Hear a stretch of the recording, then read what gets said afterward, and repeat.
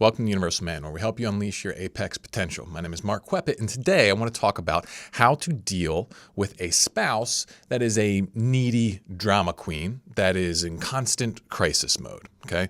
If you've got a spouse who's like this, well, then it's going to be very difficult for you to maintain any sort of progress with your own goals because you're going to be constantly getting pulled into their drama.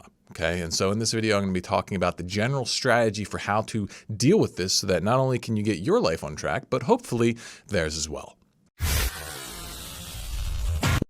So for those of you who don't know, I run an online community called The Vanguard. It's a place for guys who want to unleash their apex potential, and it's all about self-improvement and that sort of thing. And so we're doing a bit of a restructuring right now. And so part of that is that restructuring allows us to lower the price a lot. And so we're also running a promo on top of that. So if you've ever thought about joining the Vanguard Elite, well, then check it out now because you can get a fantastic deal on it. But another part of it is that we are now reintroducing the Q&A. I used to do a Q&A back on Patreon and I phased it out and now it's back. And in honor of that, I'm going to do a Q&A that I got a while ago that I've just kind of been holding on to because it's a really good question and I wanted to dig into it. And so here's the question, all right? It says, "Hi Mark, my spouse thrives on crisis. Things are late, last minute, and rushed. So some of this is to be expected with 2 toddlers, but it goes beyond that. She needs a constant assistant, either me, a family member, or a friend. If I try to make plans, they are squashed by the impending doom of whatever the crisis of the day is. How do I plan around this? I want to be consistent, responsible, and reliable. But I don't know how to play on a team with constant crisis management. Because I've had issues with escapism that she takes very personally, I don't know how to stand up to her because I'm always the bad guy. Practically, I become childcare while she deals with her crisis. I don't get my work done, I don't get my exercise, and after a few days of this, my drive burns out and I'm back to confronting escapism." So basically our friend here, he's struggling with a spouse that kind of takes advantage of him, it seems like. Maybe the spouse has some mental health issues. Maybe she's got anxiety, depression, some kind of OCD, who knows? Like it could be any number of things, but what ends up happening is that her emotional instability causes our friend here to be unable to make progress in life the way that he wants, right? And so the first thing that we got to step into here is a state of ownership, all right? And what that means is that we have to focus on what you can control. And what you can control is you, right? We would love it if we can change your spouse. If we can help them to be healthier, more self-reliant, more reliable, that sort of thing. Fantastic. Yeah. And there's things that we can do to help them with that, but that can't be the focus. The focus always has to be on what you can control because you can't really expect anyone else to change. And it's very difficult to pressure someone else to change. The best thing that you can do is inspire them to change. And the best way you inspire other people is through the example that you set in yourself. And so the big block that you seem to be running into is that historically you have not been perfect. You've struggled with escapism and your spouse has taken that seriously and they've taken offense to that. Maybe this means that you've played a shit ton of video games. Maybe it means that, you're a porn addict. Maybe it means that you just come home every night and you just watch hours of television. I don't know. I don't know what the scenario is, but it sounds like she uses that as justification for all of her stuff, where it's like, you do blah, blah, blah, blah, blah. So that means that, you can't get mad at me for doing blah, blah, blah, blah, blah, right? And so as long as that dynamic exists, nothing is going to get anywhere, right? So we got to have a plan for how we're going to deal with this. So very first thing that you got to do is you got to figure out exactly what you want and exactly what that looks like, okay? So based upon just what you said to me here, you want to be able to work and you want to be able to exercise. All right. It sounds like you work from home, maybe just during the pandemic. I don't know, but it sounds like you got productivity stuff you got to take care of.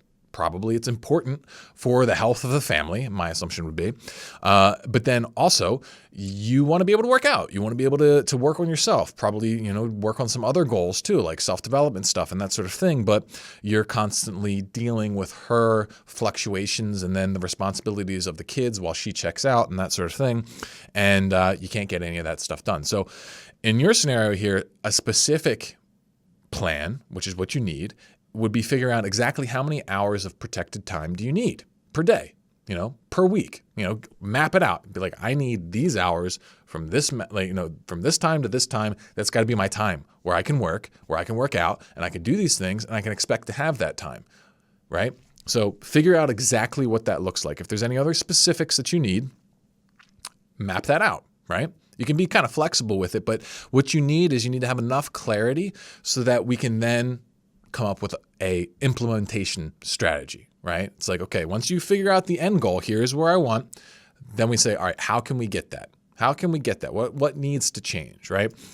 And so a victim mentality would be focused entirely on how she needs to change, okay? And we don't want to do that. We want to focus entirely on what you can control here. So there are different things, right? Maybe you got to get up early. Okay, maybe you get up early before the kids are up, right? Challenging, but that's full ownership, right? But the cost of that would be that you have to go to bed earlier. So maybe, you don't get to spend as much time with your wife. And so part of this is going to be coming up with a few different probably contingency plans and then talking them through with your wife, being like, hey, here's what I want. Now I'm going to get it because it's right. It's good. I want good things and I deserve to get these things. And there's no reason I can't get these things. And so here are the ways I could see it happening. All right. Maybe you get up earlier. That's one option. Maybe another option, the one that maybe I would push for, is childcare. Be like, listen, practically speaking, you only end up watching the kids about half the time. So what if instead of me watching them the other half, a big chunk of that goes to a nanny, or it goes to some kind of daycare, or it goes to something like that, so that, you have more time to yourself. Because who knows, maybe all of your wife's theatrics is just because she doesn't want to be with the kids all day long. Being with toddlers is tough. It's a hard thing. I don't think I could do it all day, every day. Props to the women who can. And the men who can, I guess, too. It's a difficult, challenging thing. And maybe she just needs more help. So present that. And she's like, oh, no, it's too expensive. I mean, at some point, you're talking about big changes here. It's like, if you could get protected time, what could you do with your life? How much is that worth to you, right? And so sometimes you need to be willing to really invest here. And so, you're going to present this plan to her, and ideally you have options, right?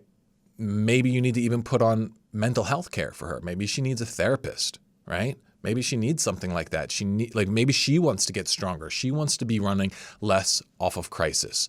And you present that as an option, but you don't make it dependent upon that. If you put it forth like, hey, my plan is for you to fix yourself, that's going to be a lot of stress on her, and she probably would resent it somewhat, and I could see it leading to some problems.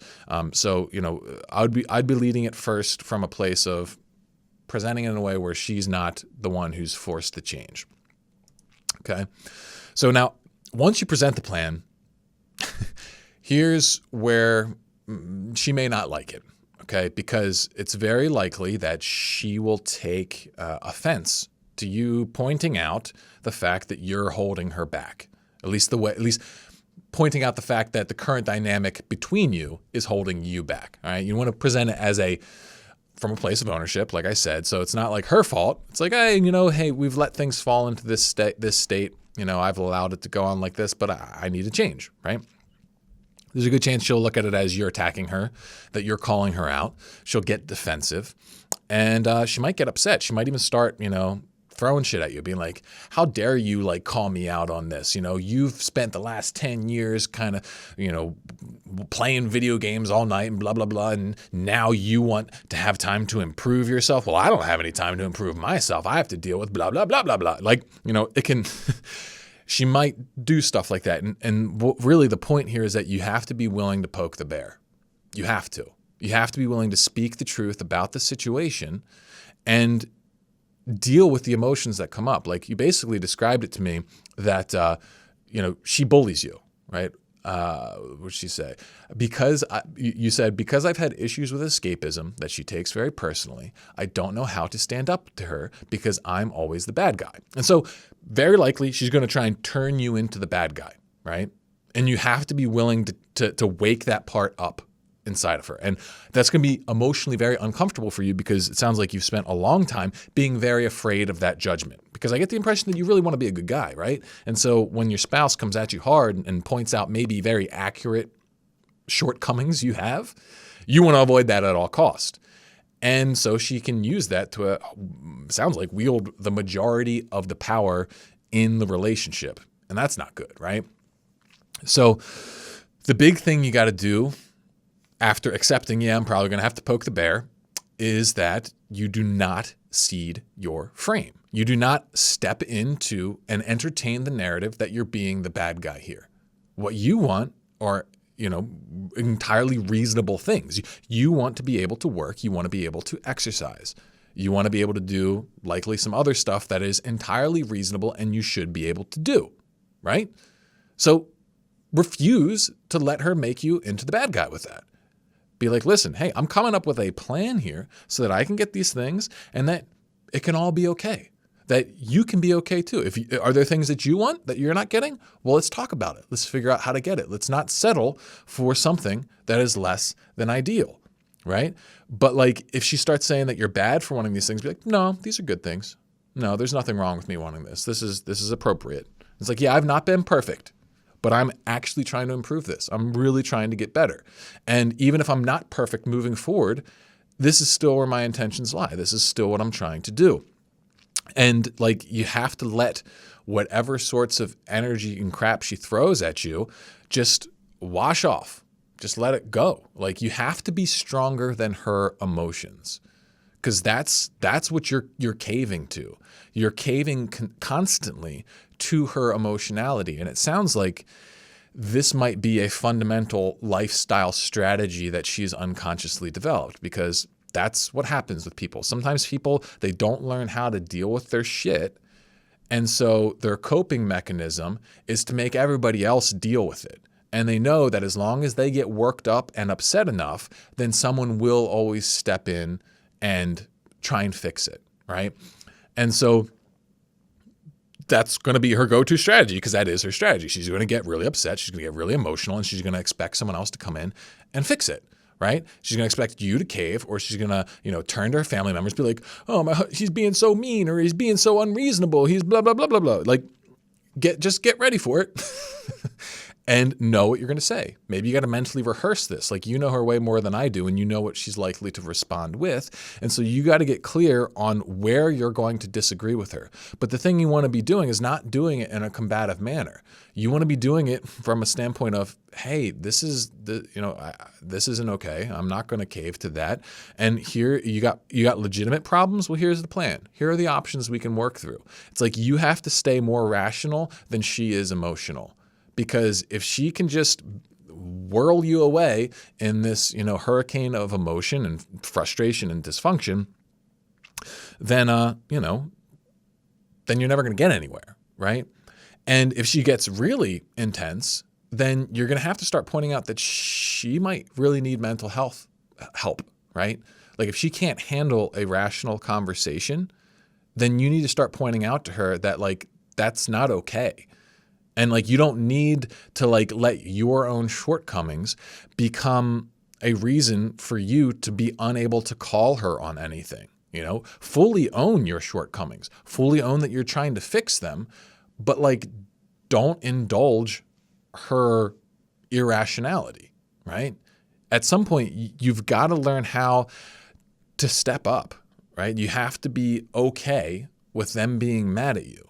I think any man needs to learn how to do this. Like, there is a time where you're just going to have to poke your wife's buttons and let her blow up at you.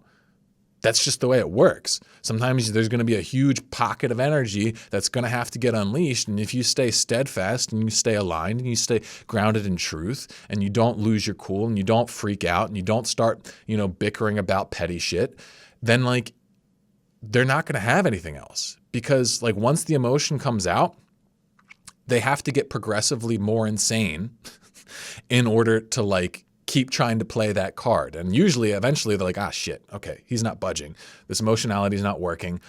I'm going to have to try something different. And eventually, after they cycle through whatever other contingency, like emotionality plans, it kind of depends on how essentially nuts they are. Like, everyone's a little bit nuts, but some people are a little more nuts than others. But eventually they'll come to the point, okay, maybe I should actually be rational, and being rational is hard because you got to confront real issues in yourself, real deficiencies in your own self. You have to confront your own insecurities and all that kind of stuff. And then the frightening work of actually maybe even improving yourself. Now, you don't want to be forcing that like improvement upon her, but you just don't want to be settling on her stifling you. Okay. And ultimately, I think she's going to really respect you for this. Because maybe she knows that this is a problem. Maybe she knows she's got a problem. Maybe she wants to see better for you and for her, but she needs someone to stand up to her own bullshit because maybe she's not strong enough to stand up to her own bullshit on her own. And everything you describe about her, yeah, that's probably the case. So as a man, I made a video a little while back about what it means to be the man of the house. Well, it means you have to model the energy of the whole family unit. And so right now you're letting her lower emotional states run the show. And you got to put a stop to that. And yeah, it's going to be uncomfortable, but this is your only path forward the way that I see it. So hopefully anybody else out there who deals with, a spouse like this offers a little bit of insight on how to approach the situation. If you want to be able to ask me questions directly, well, then make sure you check out the Vanguard Elite. We got a special going on. As I said, you can click the link in the description below. Otherwise, please subscribe, maybe leave a comment for the algorithm gods, and I'll see you all in the next one. Ooh, yap.